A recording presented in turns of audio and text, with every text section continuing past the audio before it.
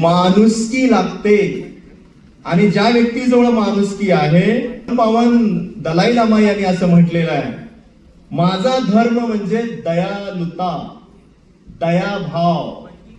त्यामध्ये सरळ आणि असा एक भाव दिलेला आहे, प्रेम आणि मैत्री याच्याशिवाय दुसरा कोणताही धर्म असू शकत नाही असं त्यांचं म्हणणं आहे.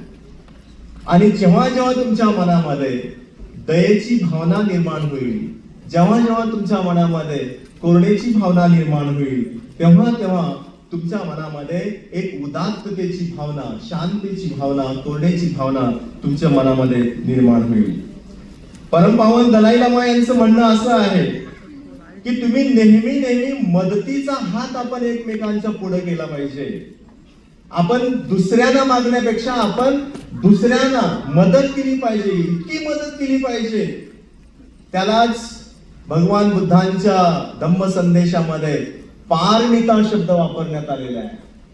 ज्याच्याकडे पारमिता आहे, 10 पारमिता आहेत, त्याकडे मी जाणार नाही, तो विषय फार मोठा होऊन जाईल.